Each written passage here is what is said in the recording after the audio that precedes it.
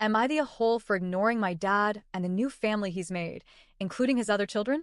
18F now, haven't spoken to my dad in years, and honestly, I don't feel the slightest urge to change that. But now, with messages piling in from him, his new wife, and even some extended family, I'm starting to wonder if I'm being too cold. So here it is, everything that led to me cutting him off, and why I still don't feel bad about it. When I was 10, my little sister passed away.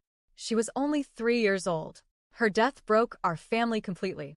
She was born a bit premature, not super early, but early enough for there to be health concerns. She had heart and digestive complications that the doctors warned us might be serious. Still, we held out hope.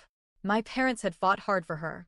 She was their miracle baby after years of infertility, and finally going through IVF. And then, just as it felt like we were settling into being a family of 4, she died. The official cause was a mix of complications from both her heart and her stomach. It was sudden. It was painful. And it shattered my mom. But what I didn't expect was how my dad would change. Or maybe who he truly was came to the surface. After my sister died, my father emotionally imploded and turned his pain outward. He became someone I didn't even recognize. He lashed out constantly, especially at my mom. He started blaming her for everything. Not in a vague or passive way either. He explicitly said things like, "If you hadn't insisted on going to that specialist, or you didn't do enough." He would accuse her of failing our family. He did it in front of me, too. I witnessed every cruel insult, every meltdown, every time he reduced her to tears. It wasn't like he was grieving quietly or privately. No, he weaponized his grief. He took it out on the person who was already devastated. And while I was hurting too, he didn't seem to care. His hatred for my mom was louder than any concern for how I was doing. That part really stuck with me. I needed a parent. I needed safety. Instead, I got rage. It took a toll on my relationship with him, one that could never be repaired. I started hating him, not just for how he treated my mom, but for how he abandoned being a father in every way that counted. I remember lying in bed at night thinking if he disappeared, if he just vanished one day, I wouldn't even care. That's a horrible thought for a kid, right? But it wasn't random. He earned it. Eventually, my mom filed for divorce. It wasn't peaceful. My dad dragged it out, constantly insulting her and manipulating legal proceedings. Even after the divorce was finalized, the tension didn't end. My mom had primary custody, but I still had to visit my dad. Every other weekend. Phone calls midweek. Holidays split. I dreaded it all. When I was 13, I finally told him straight up, "I hate you. I never want to see you again." That was the most freeing moment of my life. My mom supported me completely. We talked to a lawyer, and I fought to get out of visitation. It wasn't easy. The court system tried to enforce contact because children need both parents, but I didn't want a father who only brought pain. I fought hard.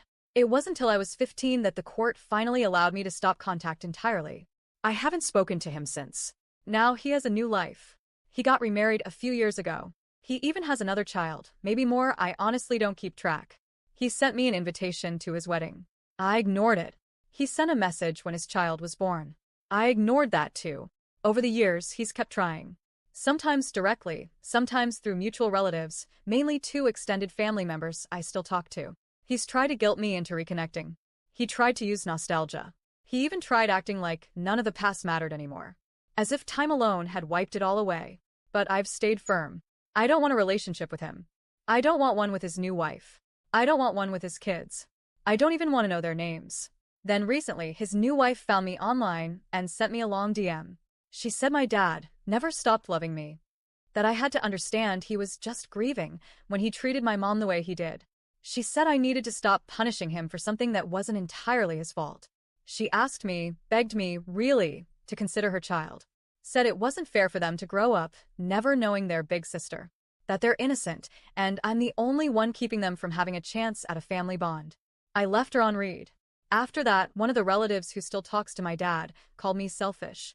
They said I was weaponizing my pain, and that I was doing exactly what I claimed my father had done, hurting innocent people because of my own wounds. They told me it was time to heal. That I needed to forgive for the sake of the children who didn't choose any of this. But here's the thing. I didn't choose it either. I didn't choose to lose my sister. I didn't choose to be stuck in a house full of screaming and verbal abuse. I didn't choose to grow up watching my mom be broken down day after day. I didn't choose to spend my childhood begging for peace and getting silence in return. So no, I don't feel guilty for setting a boundary. I don't feel sorry for staying away. And I definitely don't feel obligated to form a bond with my half-siblings. They are not my responsibility. I don't owe them a relationship just because we share DNA. I'm not their big sister. I never was, and I never will be. So now, with all of this pressure and guilt coming at me again, I'm here asking, am I the whole? Because I feel solid in my decision, but when people call you heartless enough times, you start to question if you're just protecting yourself or being unfair to people who weren't even there when the damage was done. I don't know if I'm the villain. I just know I'm tired of pretending like I owe love or forgiveness to someone who ruined what was left of my childhood.